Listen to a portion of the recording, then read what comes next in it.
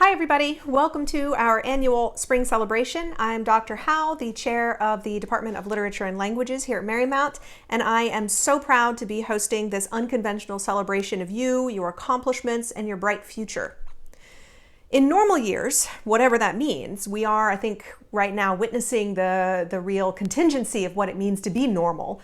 But in normal years when we do this, we have lots of food, we have free books, we have flowers, we give out awards, we have lots of great conversation, and we also have the opportunity to grill an alumni who has come back fresh from the field, full of insights and advice. So this year we are going online and we're supporting the U.S. Postal Service while we do.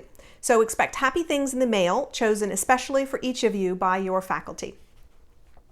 I know this isn't a great substitute for walking across the stage in your cap and gown, but I hope that you find it meaningful anyway.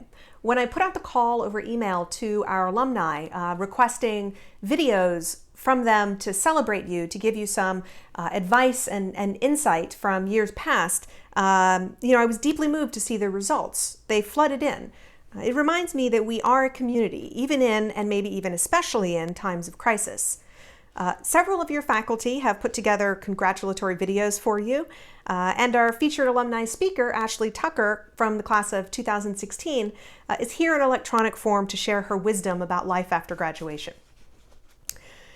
It feels like you're alone in this journey now, but you really do have a network of support in us. I hope that you'll follow the department on social media, where you can find images and snippets of video from other alumni and grads, and generally just keep in touch with us. It has been an interesting year, to say the least. In the fall, we couldn't have imagined what was in store for us. We welcomed spoken word artist Reggie Cabico to campus as our Bisson lecturer in the humanities. Faculty took students to a number of plays and other events. We had 2 students, including one of our 2020 grads, attend the inaugural Women's Leadership Summit in Richmond. Former creative writing faculty Catherine Zlobek returned to campus for a reading from her new book of short stories, and just so much more. Dr. K live recorded a talk on poetry of witness and trauma for the Delmarva Public Radio. Dr. Rippey was honored with a research stipend for her work on Orson Welles, and Karen Colley-Trowbridge, who teaches French for us, earned an Excellence in Teaching Award from the School of Design, Arts, and Humanities. Since the COVID-19 lockdown, we've all learned a ton about time management, digital literacy, remote teamwork, and those key skills and attitudes about grit and persistence. We've also learned a lot about the value of creativity and communication. In isolation, we come face to face with the work that art does. I hope that you all continue to read, write, and explore both this summer and beyond. This is a challenging time to graduate, and it's not what you expected. Our economy today makes the prospect of entering the workforce even more daunting. But you do have everything that you need to flourish in the brave new world that we're entering. You're curious. You don't take the party line at face value. You can write, you can research and distinguish good information from bad. You see the need we have for meaningful, thoughtful, empathetic communication.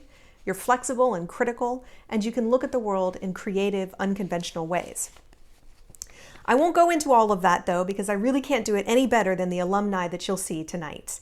So instead, I'll get our unconventional spring celebration started with a poem, an example of the value of looking closely and finding just the right words to untangle the complexities of human experience.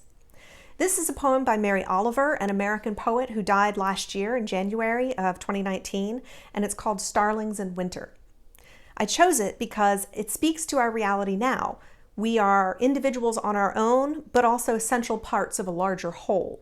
The poem has a message, I think, of deep hope and resilience and taking inspiration from the dark things into an unknown future. So here is Mary Oliver's Starlings in Winter. Chunky and noisy, but with stars in their black feathers, they spring from the telephone wire, and instantly they are acrobats in the freezing wind. And now, in the theater of air, they swing over buildings, dipping and rising. They float like one stippled star that opens, becomes for a moment fragmented, then closes again. And you watch, and you try, but you simply can't imagine how they do it, with no articulated instruction, no pause, only the silent confirmation that they are this notable thing. this wheel of many parts that can rise and spin over and over again, full of gorgeous life. Ah, world, what lessons you prepare for us, even in the leafless winter, even in the ashy city. I am thinking now of grief and of getting past it. I feel my boots trying to leave the ground. I feel my heart pumping hard. I want to think again of dangerous and noble things. I want to be light and frolicsome. I want to be improbable and beautiful and afraid of nothing, as though I had wings. So congratulations, class of 2020. May you be improbable, beautiful, and afraid of nothing. May you go forth and think of dangerous and noble things.